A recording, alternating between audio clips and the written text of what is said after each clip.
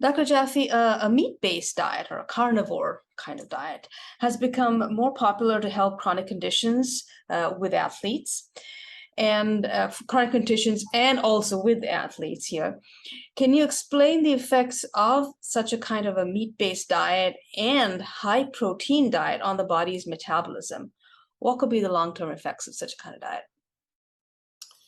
I think we should start with how much protein do you need? You need 60 to 80 grams of protein a day. You can easily get that from a vegetarian diet, or if you want to have small amounts of flesh, small amounts of meat, the meat should be 100% grass-fed and humanely rendered. Fish, if it's line caught and has clear eyes, you can make it, bake it, you can make it a fish broth if you want. On the other hand, if you eat high on the food chain, you are likely to be concentrating bad chemicals. Glyphosate, PFAS, PCBs and PBBs, and on and on and on, acronyms after acronyms, but they all are hormone disrupting forever molecules, and your body then has to work to get rid of them. So I suggest not taking them in. More than that, if you take more than 80 grams of protein, you will produce excess metabolic acid. You are likely to go into metabolic acidosis, which is very common. And you know you have metabolic acidosis if your urine pH after rest is below 6.5. So the healthy range is 6.5 to 7.5. That's what your urine should measure on a daily basis on the high sensitivity 5.5 to 8 pH paper. And if it's below 6.5, you need more than 2 doses of magnesium with choline citrate. You might need 3 or 4 or 5 doses of magnesium with choline citrate to restore magnesium to the cells because there are magnesium-dependent enzymes. ATP depends upon having 1 molecule of magnesium for every ATP molecule. The proton gradient that allows the mitochondria to give us ATP depends upon magnesium. And magnesium protects essential fats in transit as an antioxidant. It does many, many good things. And most Americans, 80% of Americans, have chronic latent magnesium deficiency, CLMD. They're in the lower half of the usual serum range for magnesium. And they're in desperate need of taking in enhanced uptake magnesium, which means 2 capsules plus a teaspoon of choline citrate in any liquid. So if you're taking more protein in, you're going to be producing more acid, so you therefore need more minerals, more magnesium.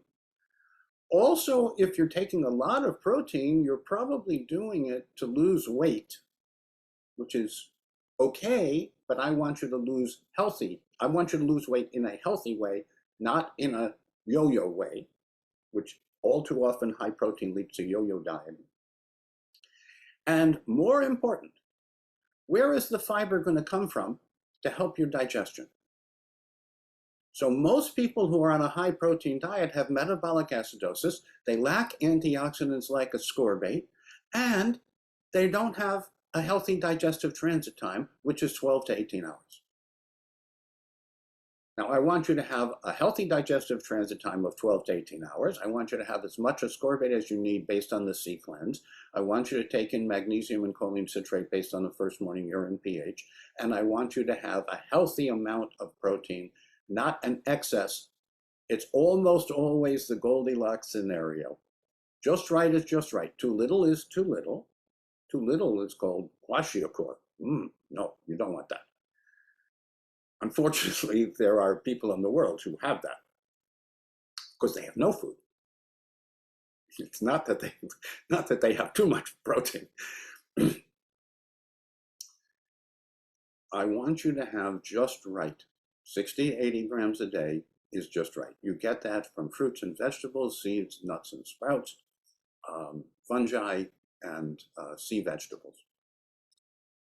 If you go higher on the food chain, be careful. Be more and more careful the more high on the food chain you are. But for full disclosure, I occasionally have a lamb chop.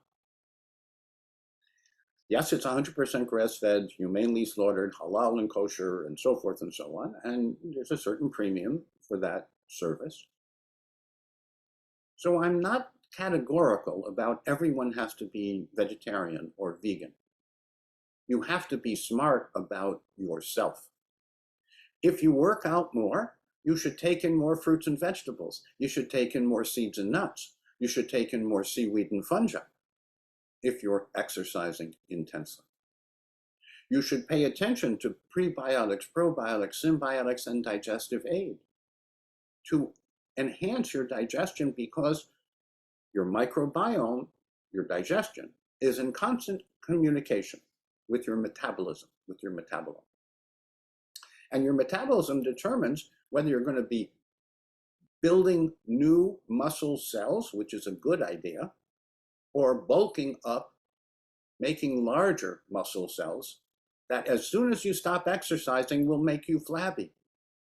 So we want you to take in the right amount of protein and fiber, the right amount of protective nutrients, and not too much of the bad stuff. And then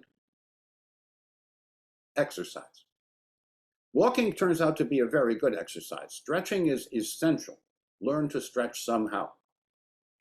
But the more you work out, the healthier you will be. So we want you to feel good enough to be able to exercise smartly.